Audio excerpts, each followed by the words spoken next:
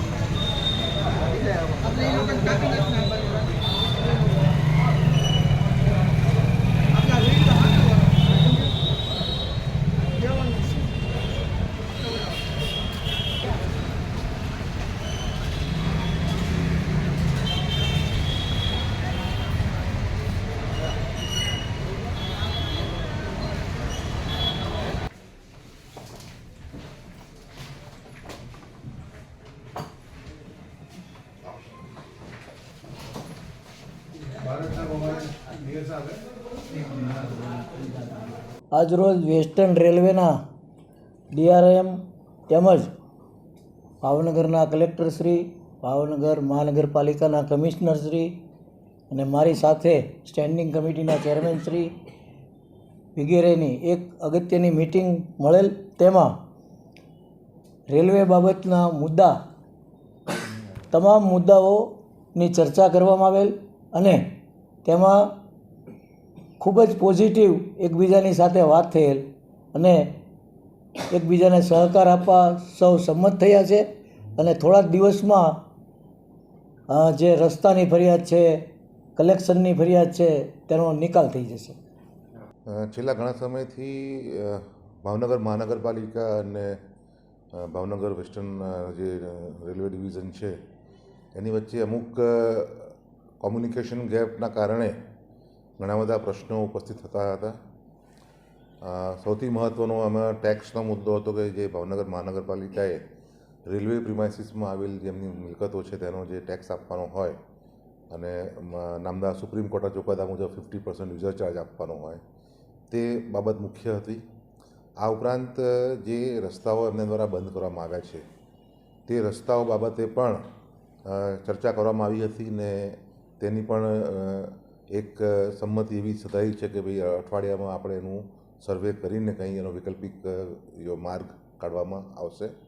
આ સિવાય એક આપણો અંડરબ્રિજનો એક પ્રોજેક્ટ છે રેલવેનો કુંભારવાડામાંથી, એ ડિઝાઇન રેલવે પાસે એપ્રૂવ કરાવવી પડતી હોય છે, તે પણ લગભગ ઘણા સમયથી પડતર છે, એની ગ્રાન્ટ આપણી પાસે આવી ગઈ છે। તેમ છતાં આ અંડરબ્રિજ કોઈને કોઈ ડિઝાઇનની તકલીફના કારણે આપણે બનાવી શકતા નથી, તો એ બાબતે પણ ચર્ચા કરવામાં આવી અને આ ઉપરાંત અન્ય સામાન્ય મુદ્દાઓની પણ ચર્ચા કરવામાં આવી અને એકંદરે ખૂબ જ સૌજન્યપૂર્ણ વાતાવરણમાં બંને પક્ષે તમામ રીતે એકબીજાને સહકાર આપવા માટે સંમતિ થઈને મિટિંગને આપણે પૂરી કરી લીધી। આપણે આપણું જો એકચ્યુઅલ જે આપણું જે ટેક્સેશન પદ્ધતિ છે પ્રમાણે ગણીએ તો લગભગ 35 કરોડ જેવો ટેક્સ આપણો થાય અને જો 50% આપણે ગણીએ MOU પ્રમાણે તો લગભગ 17.5 કરોડ જેવો ટેક્સ થાય। રેલવે દ્વારા 8 કરોડ રૂપિયા આપણને ઓલરેડી ચૂકવી દેવામાં આવ્યા છે અને બાકીની જે ટેક્સની મુદ્દાઓ છે તે માટે તેઓ દ્વારા એની વિગતો અમને કે આપો એટલે અમે બાકીનો ટેક્સ પણ ભરી દઈશું, કારણ કે કંઈ પણ એક સરકારી સંસ્થા છે એટલે ગણતરી કેવી રીતે કરી તે વિગતો એમની પાસે ઉપલબ્ધ ન હતી, જે આપણે એમને બતાવી રેફરન્સ માટે કે ભાઈ આ રીતે આ વિગતો દર વર્ષે અમે આપને મોકલી આપીએ છીએ। એ ઉપરાંત ટેક્સ બિલની પાછળ પણ આ બાબતોનો ઉલ્લેખ કરેલો હોય છે અને ઓનલાઈન પોર્ટલ ઉપર પણ તમે SSC કી નાખો તો એસેસમેન્ટ થઈ શકે છે, તે બાબતથી પણ એમને અવગત કર્યા, જે બાબતથી તેઓ જાણકાર ન હતા। એટલે હવે પછી જે ટેક્સની બાકી વિગતો છે કે આ ટેક્સ આટલી રકમ કેવી રીતે થઈ તો તેની વિગતો પણ અમારા ટેક્સ ડિપાર્ટમેન્ટ દ્વારા પૂરી પાડવામાં આવશે અને ત્યારબાદ બાકીનો જે વેરો છે તેઓ ભરપાઈ કરવા સંમત થયેલ છે।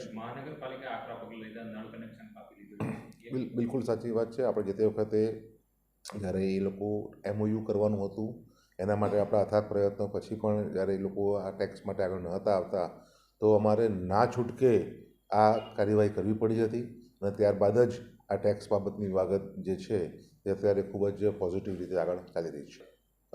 અત્યારે અમારી સાથે એવી નક્કી થયું છે ચર્ચામાં માનનીય મેયરશ્રી પણ હાજર હતા, માનનીય કલેક્ટર સાહેબ પણ હાજર હતા, માનનીય સ્ટેન્ડિંગ કમિટી ચેરમેનશ્રી પણ હાજર હતા.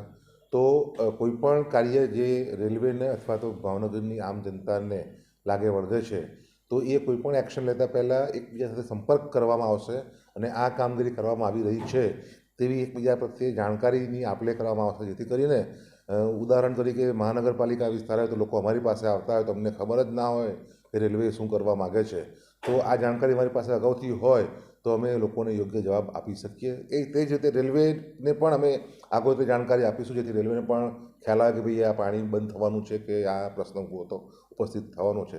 આમ અરસપરસ જે કોમ્યુનિકેશન જે છે તે વધારે સારું સુદૃઢ કરીને લોકોની ઓવરઓલ બંને ડિપાર્ટમેન્ટ છે, સરકારી ડિપાર્ટમેન્ટ છે, લોકોની સુખાકારી માટે કામ કરે છે તો લોકોની સુખાકારી જળવાય તે બંનેનો અલ્ટિમેટ ઓબ્જેક્ટિવ રહેશે.